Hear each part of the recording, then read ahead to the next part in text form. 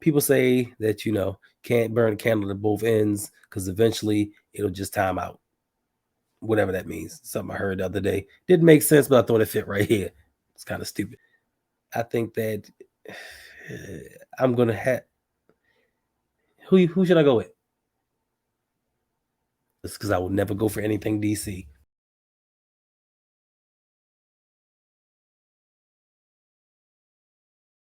All right, y'all. We have a special treat. Not one, but two games in the same week because the Baltimore Ravens travel down to Florida to Raymond James Stadium to take on the Tampa Bay Buccaneers. Listen, Sunday's win was not a pretty one against the Browns, but it was still a win. Unlike the Buccaneers, we seem to have sort of a grasp on what we're trying to do. Tampa Bay has been decimated with injuries from preseason. They lost their starting center, their offensive line. They had some players get hurt, some players retire. It's just been a mess for Tom Brady. Then, with his personal issues going on, he's just not having the season that we're used to seeing from him in years past. Now, is this going to be the get right game for him? I hope not, but we'll see. Now, speaking of injuries, the Baltimore Ravens have a few injuries of their own. Mark Andrews is questionable for the second week in a row. But one of the biggest subtractions that we're going to have is Calais Campbell, who has already been ruled out. He has an illness. I don't think that he's going to get any better. So they've ruled him out as of Wednesday. Not a good sign. We need his length, pause, to kind of bat down some of those balls, block Brady's view. Hey, just get some pressure up the middle and stop the run. Marcus Peters has been questionable with a quad injury. Marlowe, he has a hamstring injury. He's questionable as well. So that's two-fourths of our secondary that's going to be an issue. Without having Marcus Williams back there, we don't know because we still have to go up against Chris Godwin. We still have to go up against Mike Evans. Who knows? Julio Jones is a game-time decision, and that marks another problem for us. If those two or one of those two aren't playing, it may be a long day. Now, some good news. Ben Cleveland has come out of witness protection and he's fully healthy. He's fully cleared. Hopefully he gets to play because I would like to see what he can do. We drafted him. We haven't seen much of him. He's been hurt. He can't pass conditioning, but he is off the injury report. So we should be able to see what he can do this game because Lord knows we need it with all the injuries. But Ronnie Stanley has practiced. So that's a good thing. He went out last week with an illness. He kind of had to return because everybody else is going down. I don't know the status on Morgan Moses just yet, but if not, I think they need to throw the kid Fa'alele in there. Let him play, see what he has. This is one of the games to do it. You have a semi-good defense, but they are ailing. The Bucs themselves already have 5 starters out for this game. Safety Antonio Winfield Jr. is out. Cornerback Carlton Davis. Cornerback Sean Murphy Bunting, he won't play. So you have 3 people out of the secondary. If this isn't a bounce back game for Lamar and the Ravens offense, passing wise, it will be this one. Now, I know Tampa Bay has a great defense, but when you have injuries like that in the secondary, you can't help but take advantage of it. We need Bateman to be that number one that we all expect him to be. We need Duvernay to be this star, this upcoming star that we've anointed him to do it for 4 quarters, not just a quarter or a half. We need him to step up and beat these backup cornerbacks. Listen, get Prochet involved. And I know people aren't high on Prochet. I joke him sometimes, but listen, there were times in the game where Prochet was open. Shout out to Coach Evans. If you are not subscribed, go over to Sip the Tally, subscribe. He showed a video and it was pointed out. Prochet was open in the end zone on a slant route. Like he was clean open. Lamar, I guess he just doesn't trust him, but we need these guys to present themselves as open so we can get this passing game right going forward. Because if it doesn't start now, when is it going to start? And on offense for the Buccaneers, they're without Luke Goddecki, guard, tight end Cameron Brate, and wide receiver Russell Gage. So you have pieces on offense that aren't going to be playing. And Tom Brady has already been struggling this year with people being in and out of the lineup. So this should be good news for our defense where we should dominate. This is a time where we need to exert our dominance. Like last week, we had 5 sacks. We need to keep that going. This is the game where our defense needs to shut down the run. The Tampa Bay Buccaneers are last in the league, dead last in rushing. They have 64 yards per game. 64. Lamar averages that himself. Like them as a team can't rush. So if we let them go off, then that kind of tells me we have a problem with the scheme, with some of the players, because there's no way. Now I know they have Leonard Fournette and he's a decent back, but they can't pass. So you really don't have the scheme for the pass that much, and you can sit on the run. If they run this game, it might be a long day. Now I know it's a short week, and players may still be a little bit tired, but Tampa Bay should be fully rested, because when they played Carolina, they didn't do much of anything. They made Carolina look like Super Bowl champs. So they should be well rested. I think they were looking forward and said, hey guys, let's take this game off and prepare ourselves for the Ravens. Defensively, I expect us to shut it down. I expect us to send Tom Brady into retirement. After this game, he's going to be like, you know what? This is it for me. I'm announcing my retirement right now. End of the season, I'm done. I can't take this anymore. That's how bad I feel we should dominate this game. But if we go into trends, we're likely to lose this game, because for some reason this season, we win one, we lose one, we win one, we lose one. We cannot get consecutive wins, but hopefully this is the week that we put it all together. So that leads me to the biggest question. Which passing game is going to get right first? Is it going to be the Ravens or the Buccaneers? Who's to say? But we will find out later on. All right, so let's get into the rest of this NFL action. So for week 8, the Los Angeles Chargers and the Kansas City Chiefs are the only two teams that are on a bye. And for Thursday night football, once again, we have the Baltimore Ravens visiting the Tampa Bay Buccaneers in Thursday night football. For me, this is going to be a battle of struggling offenses and defenses trying to make plays. Now, for Baltimore, no lead is safe. For Tampa Bay, no lead is taken. They just can't seem to get things right. So in this, hopefully not a snooze fest of a game, I'm going to have to go with the Baltimore Ravens to win, even though I think Tom Brady might have a few surprises for us. And on Sunday, we have another surprise. We have another 9:30 game at Wembley Stadium, where we have the Denver Broncos taking on the Jacksonville Jaguars. Now, for this one, I would be inclined mostly to go with Denver, but you don't know if Russell Wilson's playing, and you don't know if his teammates even like him. So you may have Brett Rippon taking control of this offense that has flamed out faster than the Los Angeles Lakers hype.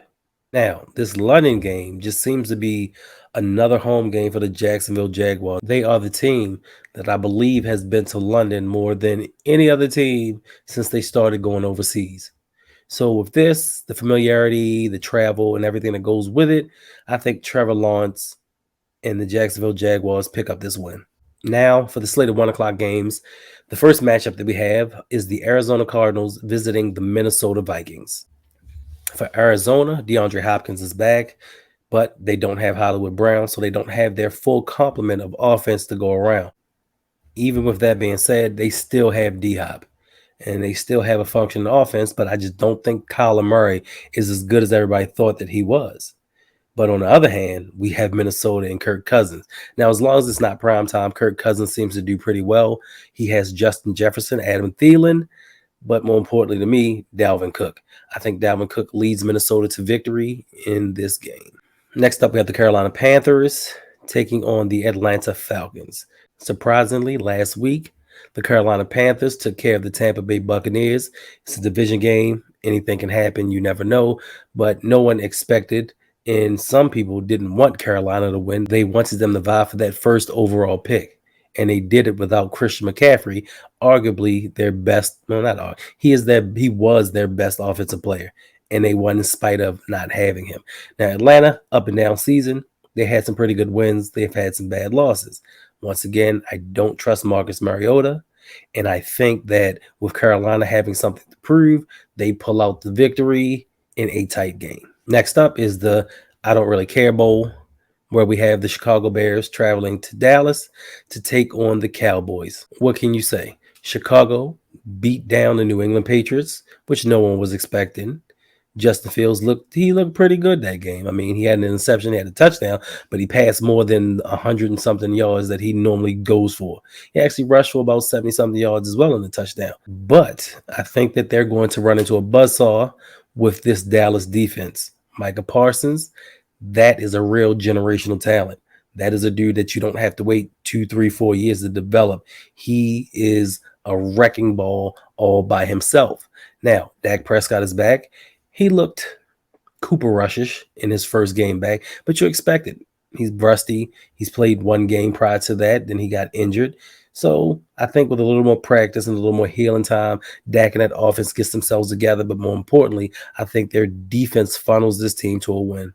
In our next matchup, we have the Las Vegas Raiders taking on the New Orleans Saints.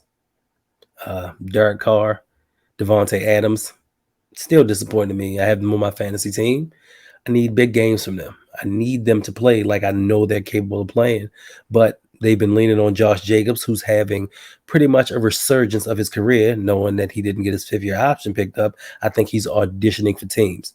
Now, New Orleans is pretty much a mess. Even though Jameis Winston seems to be healthy, they're starting Andy Dalton. I don't know why, because after that performance last week, where he just threw interception after interception, I know one-on-one his fault, but he just looks terrible. He looks like Andy Dalton. And with that, I just think that the Raiders do just enough, even with their terrible coaching from Josh McDaniels, to win this game. Next up, we have the Miami Dolphins taking on the Detroit Lions. Now, I know last week I said some things about Detroit. I take all of that back. They are a horrible team. Horrible, horrible team.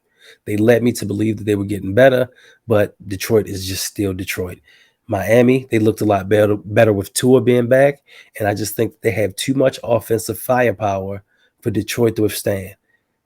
Jared Goff is Jared Goff, and he shall always be Jared Goff to me. With that being said, of course, Miami's going to win this game. The New England Patriots travel up to New Jersey to take on the New York Jets.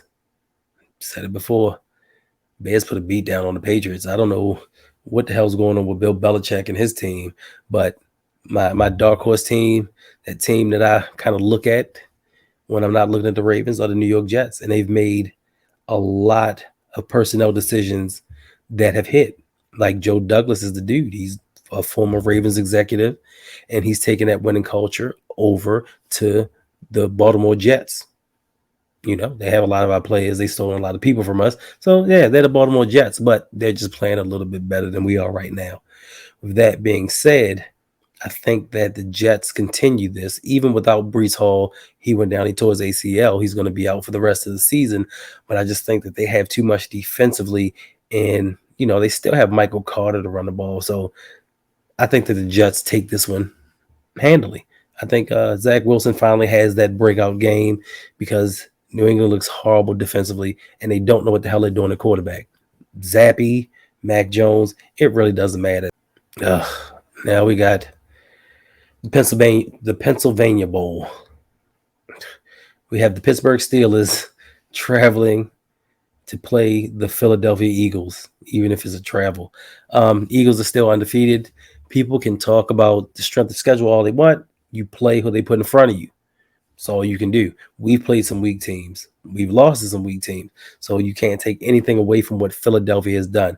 Now, Pittsburgh, team's a mess. Baby hands, he looked horrible last week. He threw some interceptions. The game-sealing interception, he threw it straight to the dude. I mean, he was looking right at him and just threw it.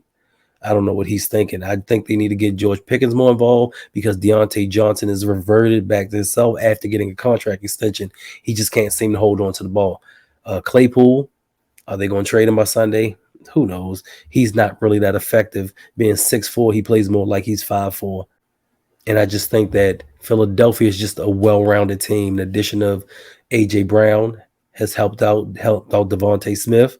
The running game, they have a complete team. Defensively, offensively, on every level, they have a balanced team. Next to them in the Buffalo Bills, who's to say? Hey, I think they may be the two best teams in the NFL right now. So Philadelphia is going to take this win in a blowout. Now we turn to our 4 o'clock games. We have the Tennessee Titans visiting the Houston Texans.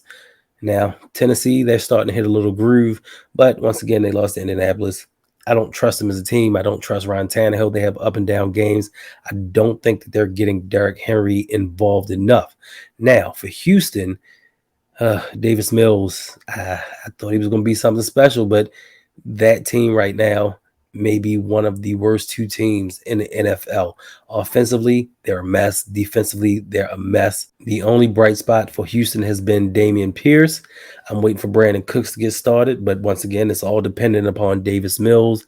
I just think that Houston doesn't have enough going on. I'm going to pick Tennessee for the win. Woo! So we have two surprising teams. We have the 6-1 New York Giants taking on the Seattle Seahawks. Who'd have thunk it? Not me. Not me. You have Daniel Jones and Saquon Barkley leading the Giants against Geno Smith and Kenneth Walker. I told y'all Kenneth Walker was going to be a stud, but listen, Russ left, and people thought the Seattle was going to go down. Pete Carroll is actually a decent coach, except for that last Super Bowl call that he had to pass instead of running it. He is a very good coach. I think this is actually going to be a good game. I can't believe that I'm going to say this, but I think that Daniel Jones is actually going to lead New York over Seattle. So next up is two struggling franchises. We have the San Francisco 49ers against the Los Angeles Rams. I don't know what's going on with Super Bowl champs. People say that, can't burn a candle at both ends because eventually it'll just time out. Whatever that means. Something I heard the other day. Didn't make sense, but I thought it fit right here. It's kind of stupid. But anyway, yeah, they just haven't looked good. And it all starts with Matt Stafford. Matt Stafford continues Staffording, and the team is suffering because of it. They have no run game, which they haven't in a while. But when your quarterback play is that poor, it doesn't mask it any longer, and you're just not scoring points. The defense is not up to par. I don't know if it's because they won a championship and they're complacent now, but them as a team, they're not doing what they normally do. Now, San Francisco, I think that they may be on an upswing. They just traded for Christian McCaffrey, which gives them a viable run option and an option out of the backfield. Because we all know Kyle Shanahan gets the most out of running backs. And Christian McCaffrey is by far the most talented running back that he has had while in San Francisco. This game right here, it's going to be a tough one, but I think I'm going to have to go with the home team. I think Sean McVay gets his second win over his former mentor in Kyle Shanahan. Now, in the Boring Bowl, we have the Washington Commies traveling to play the Indianapolis Colts. This is going to be the battle of the backups. Washington is without Carson Wentz, and they have Taylor Heineke in there, and Matt Ryan's been benched for the year. I guess they said, we've seen enough of you. You had 12 turnovers in 7 games, and that's just not conducive for a winning team. So they've gone to Sam Ehlinger. You're just going to say, who is Sam Ehlinger? Exactly. You got benched for that guy that nobody knows. So I just think that it's going to be a tough game, but with Jonathan Taylor possibly being the better of the backs between him and Robinson, I think that I'm going to have... Who should I go with? I'm going with Indianapolis because I will never go for anything DC. Now, for the Sunday Night Football game, we have the Green Bay Packers traveling to New York to take on the Buffalo Bills. This one could get ugly. Now, I know people have faith. My homeboy has faith. The NFL has faith in Aaron Rodgers, but I just think that he does a little bit too much. He admits to doing drugs. He's a loose cannon. He throws his teammates under the bus. And I think for the final time, he's thrown the wide receivers under the bus and he's killed the confidence of his rookies. And with that, they may just have quit on him. Now, Buffalo may be the most complete team. Next to the Philadelphia Eagles, it's a toss-up. But I think with the quarterback position, Buffalo is light years ahead of Philly. And wide receiver, I'm going to take Stephon Diggs over A.J. Brown. A.J. Brown's a dog, but I just think that they have a little bit more going on. And with Gabriel Davis starting to come into his own and that run game starting to click, and then they have that defense, Buffalo has everything. I see why they're Super Bowl favorites, and I think that they're going to destroy Green Bay. So for the last game of Week 8, we have the Battle of Ohio. We have the Cincinnati Bengals traveling to Cleveland to take on the Browns. This should be an interesting game. It's a divisional matchup. This could either propel Cincinnati to the division lead or tie with the division lead, or they could fall behind the Ravens. Who knows? Cleveland had that heartbreaking loss to us last week. Oh well, they still have Jacoby Brissett, so I think they possibly are gonna. I know they're gonna lose this one because listen, Joe Burrow is hitting his stride. He and those receivers are now clicking. I know Joe Mixon isn't running the ball particularly well, but that offense is starting to get yards and score points. I just don't think that Cleveland has enough to keep up with them, so I'm going to pick the Bengals for the win. All right, I appreciate y'all for stopping by once again. Hey, every Thursday we got the picks. You get your Ravens and pregame news. I appreciate y'all. Don't forget to like, subscribe, comment, share with your friends. Listen, whatever you can to support the channel, I appreciate it. And until next time, y'all.